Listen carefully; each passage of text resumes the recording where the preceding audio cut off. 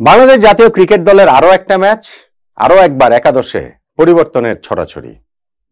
আমাদের ক্রিকেটটাকে আপনি যদি ফলো করে থাকেন, একনিষ্ঠ অনুসারী হওয়া লাগবে না, মোটামুটি ফলো করলে এটা জানবেন যে একাদশে পরিবর্তনটা আমরা খুব ভালো পারি।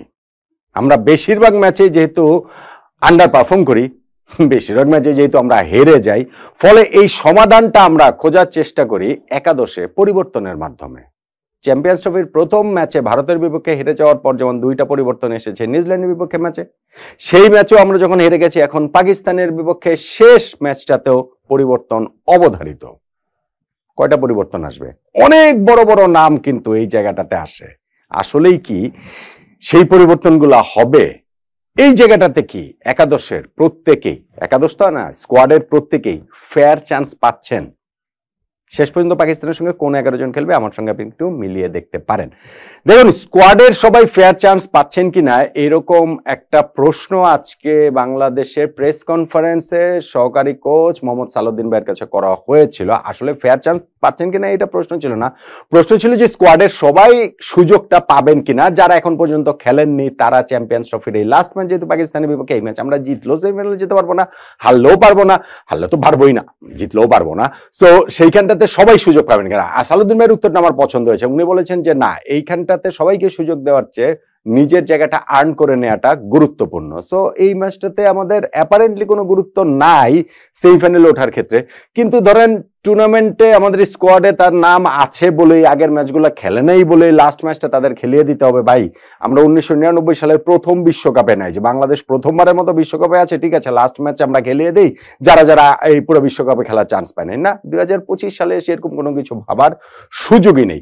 কিন্তু তার মানে এইটা না যে আমাদের সবাই ফেয়ার চান্স পাচ্ছে। সবাই ফেয়ার চান্স পাচ্ছে বলে তো ভাই আমার মনে হয় না। আমি আগের ম্যাচের আলোচনাতে, ম্যাচের সময়, ম্যাচের আগে, ম্যাচের পরে অনেকগুলো ভিডিওতে আলোচনাতে বলেছিলাম যে সৌম্য সরকারের সাথে যেটা করা হয়েছে সেটা ফেয়ার হয়নি, মুশফিকুর রহিমের সাথে যেটা করা হয়েছে সেইটাও ফেয়ার হয়নি, মানে ওইটা দলের সাথে ফেয়ার হয়নি। আমি বলেছিলাম যে সৌম্য সরকার এই জাস্ট এক ম্যাচ আগে তার 73 বলে 73 রানের ইনিংস রয়েছে, তারপরে তাকে একাদশ থেকে বাদ দেওয়া হয়েছিল নিউজিল্যান্ডের বিপক্ষে ম্যাচে।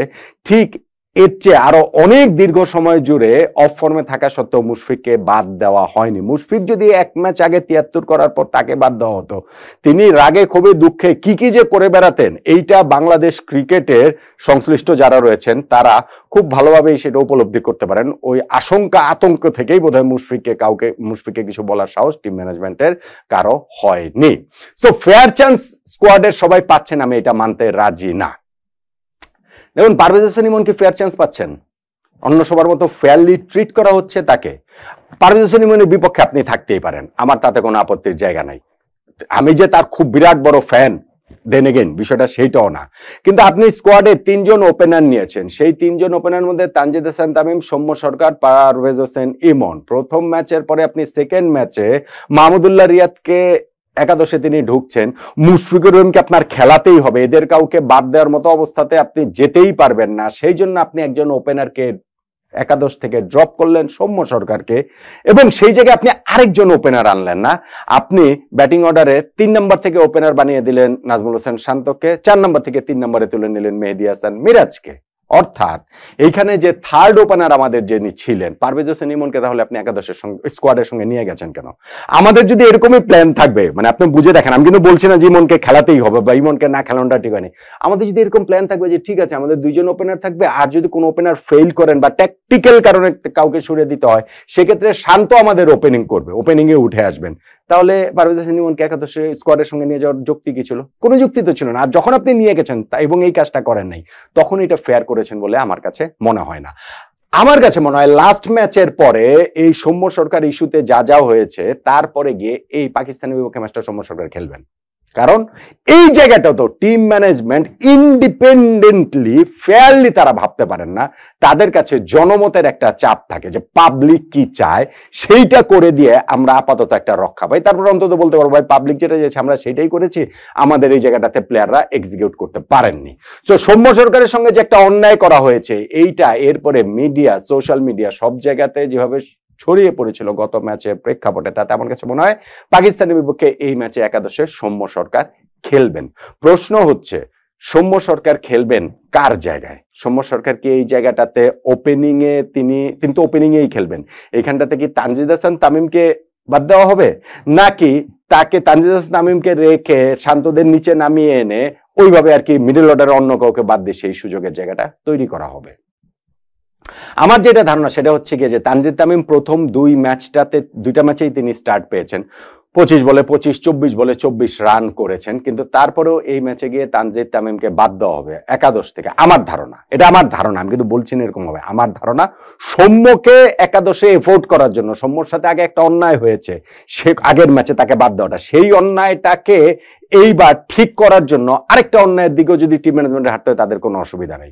তো আমার কাছে মনে হয় এখানে তানজিদ তামিমকে বাদ দিয়ে সৌম্য সরকারকে ওপেন করানো হবে, সঙ্গে এখানটাতে নাজমুল হোসেন শান্ত তিনি ওপেন করবেন, মেহেদী হাসান মিরাজকে মিডল অর্ডারে খেলানো হবে, মানে 3 নম্বরেই খেলানো হবে এই জায়গাটাতে হচ্ছে গিয়ে। তারপরে আমাদের যে তাওহিদ হৃদয় আছেন তিনি খেলবেন, মুশফিক আর মাহমুদুল্লাহ বিগ কোয়েশ্চেন মার্ক, তাদেরকে এটা লাস্ট ম্যাচ হতে যাচ্ছে, তারা কি আর এরপরে ওয়ানডে ক্রিকেট কি আর খেলবে না? এটা কি তাদের ফেয়ারওয়েল ম্যাচ? টিম কি আসলে সেইভাবে দেখবে, সেইভাবে চিন্তা ভাবনা করবে, কিংবা ভবিষ্যতের কথা চিন্তা করে টিম ম্যানেজমেন্ট কি তাদের কাউকে অন্ততপক্ষে মুশফিককে বাদ দেবার মতো সাহসী সিদ্ধান্ত নিতে পারবে? কিংবা ধরেন দুইজনকেই? মনে হয় না, আমার কাছে সেটা মনে হয় না। আমাদের টিম ম্যানেজমেন্টের সেই রকম গার্ডস থাকলে তো কাজই হতো, ওইটা হবে বলে আমার কাছে মনে হয়। মুশফিক মাহমুদুল্লাহ দুইজনই একাদশে থাকবেন, জাকের আলী অনেক তিনিও আসলে থাকবেন। সো ব্যাটিং অর্ডারের এই জায়গাটাতে আমি পরিবর্তন দেখি হচ্ছে গিয়ে ইমন আসবেন না, এরপর আমি মনে করি যে সৌম্য সরকার একাদশে আসবেন তানজিদ হাসান তামিমের জায়গায়, গত ম্যাচের থেকে এইটা পরিবর্তনটা আমি দেখি। বোলিং লাইন আপে আমাদের স্পিন অ্যাটাকে মেহেদী হাসান মিরাজ তো আছেনই এই ব্যাটসম্যানদের তালিকায় আমি বলছি, এবং রিশাদ হোসেন এই দুজনে থাকবেন। পেস বোলিং এ নাহিদ রানা, তাসকিন আহমেদ এই দুইজন মাস্ট থাকবেন। মুস্তাফিজ খেলবেন কি খেলবেন না এটা হচ্ছে আর একটা প্রশ্নবোধক চিহ্ন। আমরা কি এখানে থার্ড স্পিনার নিয়ে খেলবো কিনা, নাসুমকে আমরা এই জায়গাটাতে সুযোগ দিব কিনা, নাকি আবার আমরা তানজিম সাকিবকে ফেরাবো, নাকি আমরা মুস্তাফিজের উপরেই এই ম্যাচটাতেও পাকিস্তানের বিপক্ষে ভরসা রাখবো? আমার ধারণা নাসুমকে খেলানো হবে না, পাকিস্তানের বিপক্ষে এই ম্যাচটাতেও নাসুমকে নেওয়া হবে না। তানজিম সাকিবকে ফেরানোর একটা চান্সের জায়গা থাকলেও থাকতে পারে, কিন্তু শেষ পর্যন্ত গিয়ে মুস্তাফিজ যেহেতু গত ম্যাচে মন্দের ভালো বোলিং করেছেন, মুস্তাফিজ আসলে টিকে যাবেন বলে আমার কাছে মনে হয়।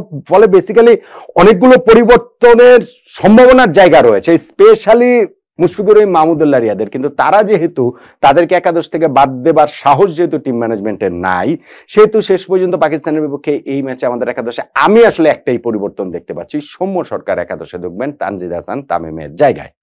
সৌম্য সরকার, নাজমুল হোসেন শান্ত, মেহেদী হাসান মিরাজ, তাওহিদ হৃদয়, মুশফিকুর রহিম, মাহমুদুল্লাহ রিয়াদ, জাকের আলী অনেক, রিশাদ হোসেন, তাসকিন আহমেদ, মুস্তাফিজুর রহমান, নাহিদ রানা পাকিস্তানের বিপক্ষে এই ম্যাচটাতে বাংলাদেশের সম্ভাব্য একাদশ এইটা বলেই আমার কাছে মনে হয়, যদি না মুশফিক মাহমুদুল্লাহকে নিয়ে শেষ মুহূর্তে ক্রিকেট বোর্ডের হস্তক্ষেপে নাটকীয় কিছু ঘটে।